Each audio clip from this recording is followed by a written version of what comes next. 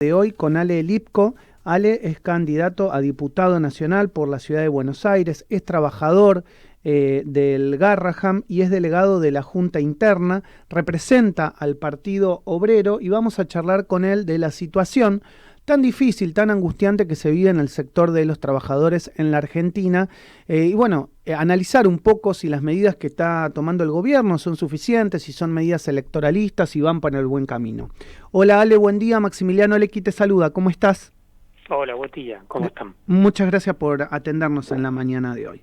Bueno, ¿cómo evalúas las nuevas medidas que está tomando el gobierno a partir de la derrota electoral que han sufrido?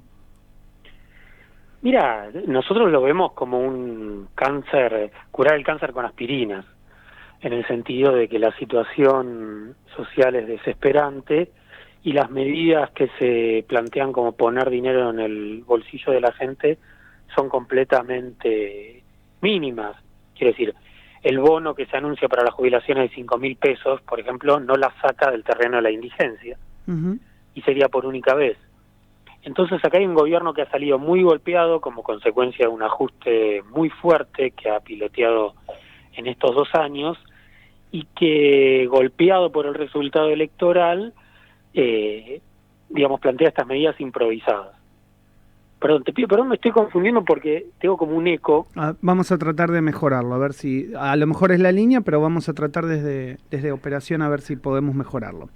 Te escuchaba, me estabas diciendo que ustedes la ven como algo muy mínimo respecto a la situación general y en base a algo importante que pasó ayer, que es una importantísima movilización por el salario y los derechos de las mujeres, de las diversidades. Hubo importante reclamo ayer en Plaza de Mayo. Tal cual, ayer esto que vos estás comentando creo que es el contraste exacto, es decir, que marca el abismo que hay entre lo que anuncia el gobierno y la realidad social. El gobierno ayer reunió el Consejo del Salario y 32 personas que no fueron electas por nadie, que no tienen un mandato de los trabajadores y las trabajadoras para defender sus intereses y que defienden los intereses del gran capital, sancionaron un salario mínimo que apenas supera la línea de indigencia. Vi fotos incluso del ministro Moroni sonriente, aplaudiendo, lo cual es un insulto frente a la situación social que está. Y el contraste era que había 70.000 personas en la Plaza de Mayo reclamando que el salario mínimo alcance apenas la canasta de pobreza. Casi te diría que para nosotros, que en general somos catalogados con razón como la izquierda extrema, es casi un pedido modesto, es decir, que el salario arranque en la canasta de pobreza. Y esta gente estaba celebrando un salario mínimo que ni siquiera cubre la mitad de eso.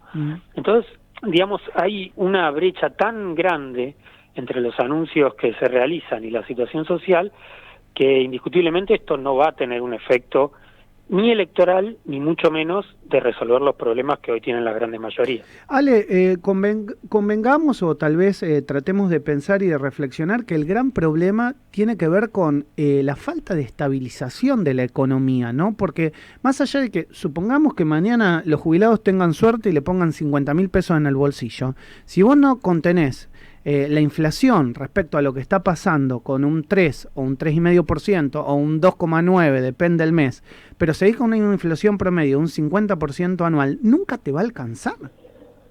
Tal cual. Por eso un reclamo, que tiene mucha fuerza en el movimiento sindical, donde hay luchas, es que los salarios se actualicen mensualmente según la inflación.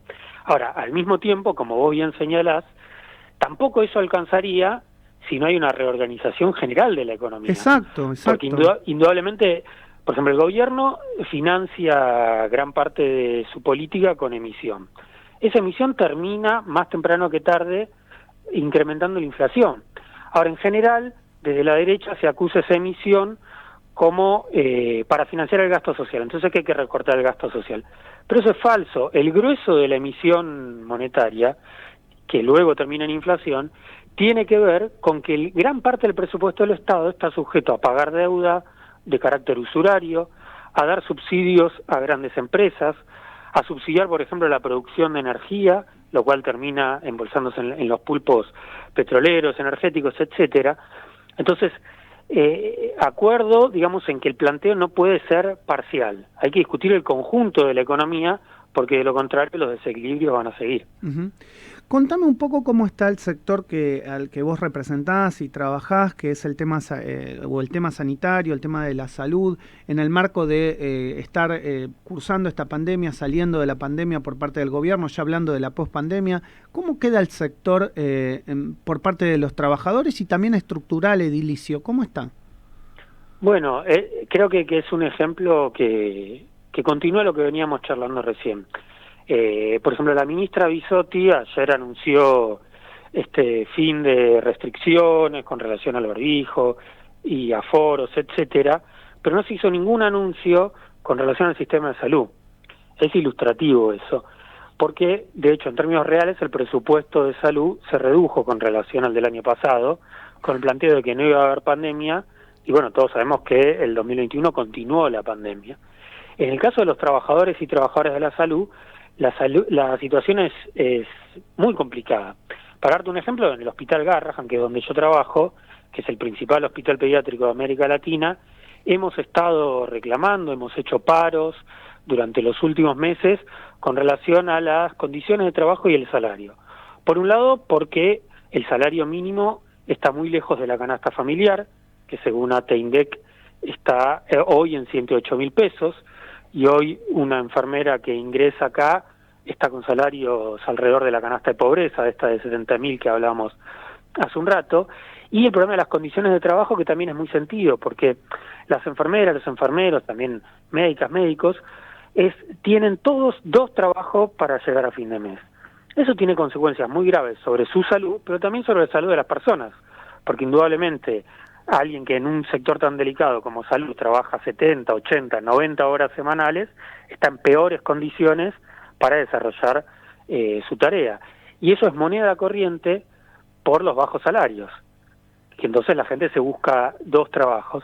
Por eso acá en el Garrahan, por ejemplo, se estaba reclamando la insalubridad, que supone una reducción horaria sin afectar el salario, lo cual permitiría incorporar más personal y además mejorar la calidad de atención. Bueno, sí. Nada de eso ha sido respondido, incluso las autoridades han descontado los días de paros, y son autoridades que son nombradas por el gobierno nacional y por el gobierno de la ciudad, porque el hospital todavía mantiene un financiamiento de tipo mixto. Y esto que te estoy contando del Garrahan, si luego lo analizamos en el resto de las provincias, en hospitales con mucho menos presupuesto que el nuestro, la situación es aún más grave, tanto con relación a los bajos salarios como con relación a la carga de jornada extenuante. Entonces acá ha habido aplausos, ha habido celebraciones exaltando al personal de salud, pero no ha habido ningún reconocimiento de tipo salarial y en general de jerarquizar la profesión. Las enfermeras siguen fuera del escalafón profesional en la ciudad de Buenos Aires. Bueno, son todos temas que no se han resuelto y la política de los gobiernos va para el otro lado. Y respecto a la estructura edilicia y al contenido, a lo que son insumos, ¿eso faltó en el medio de la pandemia o no faltó? ¿Eso estuvo bien cubierto? Mira, la situación edilicia de los hospitales en general en Argentina es muy deficitaria. En particular en el Garrahan es un hospital que tiene mucho más presupuesto que el resto y por lo tanto en términos comparativos está mejor que el resto. Ahora, si el que está mejor tiene problemas edilicios, y acá existen, por ejemplo, han existido goteras en el medio de la pandemia, falta de posibilidad de abrir ventanas, falta de repuesto de mantenimiento, ¿no? Imagínate cómo estará una salita en el Gran Buenos Aires. Entonces, en general la situación de infraestructura y edilicia no ha mejorado en este último periodo, y al compás del recorte presupuestario se va sin dudas a agravar. Con relación a los insumos para la pandemia, hubo, por lo menos acá en este hospital, hubo 2 etapas. Los primeros meses faltaban cosas elementales, por ejemplo, barbijos, y se planteaba una forma de uso que violaba las normas del fabricante, que indicaba que debía cambiarse 1 por hora, y en nombre de que había pocos, se planteaba usar el mismo todo el día, lo cual suponía un grave riesgo para los trabajadores de la salud. Con el correr de los meses, esa situación se revirtió en este hospital. Pero, como te digo, el hospital en el que yo trabajo es, entre comillas, privilegiado con relación al resto de los hospitales que tienen un presupuesto mucho menor y donde por lo tanto las carencias fueron en general mayores y mucho más yendo a distintas provincias del interior del país. Uh-huh. Para finalizar, supongamos que te están escuchando tus propuestas y estás describiendo la situación de los trabajadores.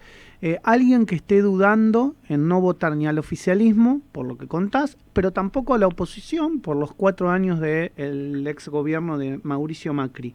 ¿Por qué elegir a la izquierda sobre otros partidos políticos? Bueno, creo que la izquierda es la única fuerza política de las pocas boletas que finalmente va a haber en noviembre, que está planteando un programa claro, concreto, de defensa incondicional de las necesidades de las mayorías trabajadoras de nuestro país. Porque es la única que defiende elevar el salario, la única que defiende la defensa de la educación pública, de la salud pública y de los derechos de las mayorías en general. El gobierno actual ha fracasado con relación a sus promesas de mejorar el bolsillo de los argentinos y argentinas y de revertir el ajuste macrista. Lo ha profundizado. Y el instrumento que muchos compañeros y compañeras utilizaron, en mi opinión, equivocadamente para golpear al gobierno, como votar a Juntos por el Cambio, etcétera, bueno, viene una experiencia muy reciente de haber agravado enormemente el deterioro social, la pobreza, la miseria.